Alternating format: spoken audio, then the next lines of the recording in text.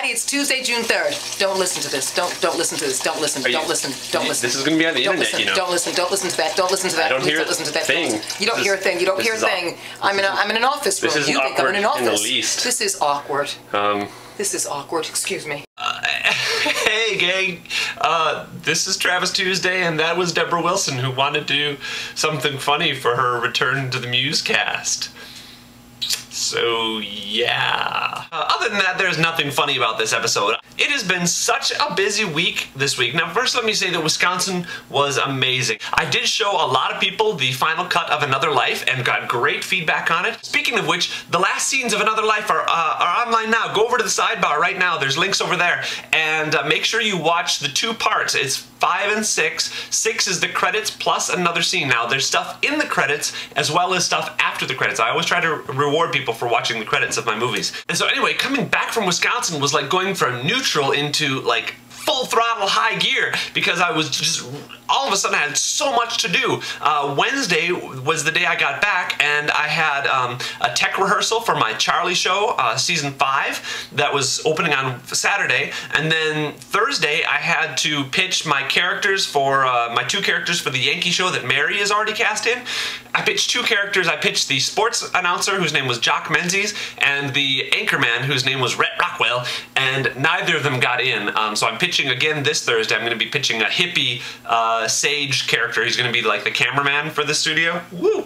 Why am I wearing a sash anyway? Oh, I miss having myself around to ask me questions like that.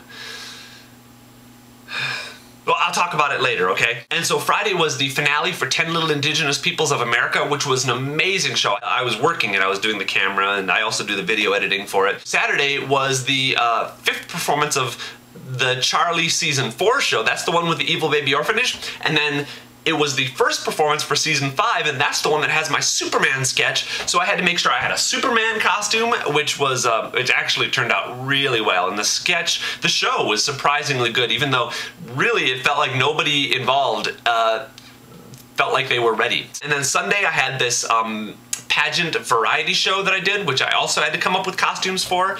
And Monday I had an audition for Nestle Crunch, where it was just kind of cool because they called me on the phone and asked me personally if I would come and audition, so that was neat. But I had to eat a whole Nestle Crunch bar, and it was also my first day back at work, so I worked about a 12-hour day then. And then today is my first day off, so I've got all sorts of chores plus the Musecast to do. So, whew. Okay, so I've got something really big that I want to tell you guys, and it's going to be tough. I don't even know where to start on this, but let me tell you the story. On Sunday, the pageant variety show that I did was a great thing. It's almost like improv, where you bring a character in, and it's the character who is competing in this pageant. So I went in and auditioned for this, and I had nothing prepared at all for the audition, and I went in, and the casting directors were like, well, it says here you do accents. And I was like, yeah. And they said, well, can you do a Minnesotan accent? And I said, oh yeah, sure, you betcha. And they said, well, we don't have a kind of neophyte, innocent character for this thing yet. And so I pitched, I ended up creating right there on the spot this this guy from Wisconsin, and I ended up winning the pageant. Part of because of that, I wanted to just do something big for you guys. And the first thing is to tell you what the pageant was. That's right. It was the Mr. Gay Prince pageant. Because of that, and also some other things that have gone on recently, there's been a lot of negativity. I wanted to come out to you guys as a proud, happy gay man.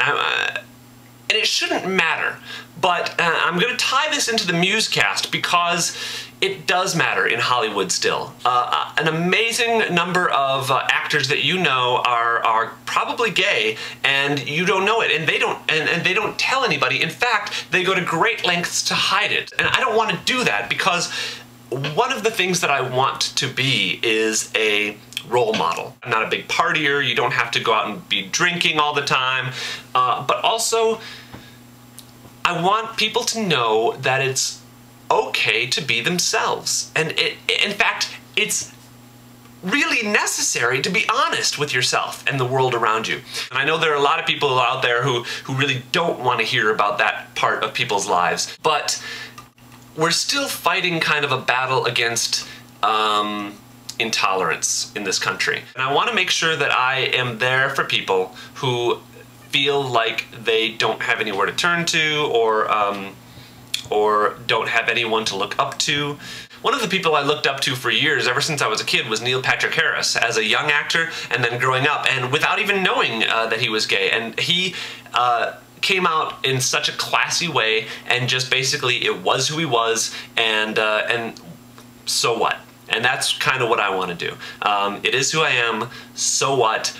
But I think it will be interesting, possibly, to see how it affects trying to build an acting career. Anyway, the pageant variety show itself was so much fun, and it was recorded, and there'll be video up on that probably sometime soon. In fact, here's a picture of the cast. And my character was named Wally Schuster. He was a boy from North Wisconsin, right outside of Minocqua, close to Rhinelander, go Hodags. And it was just a lot of fun. Most importantly, I won a meeting with a talent agent. So maybe something will come of that. And I don't remember who it was off the top of my head, but I do remember that I'd heard of them, and they were fairly well regarded. So, okay gang, that should do it for tonight. I will see you in 7 days, and hopefully we'll still have a lot more to talk about. Take care, have a great week. Bye-bye.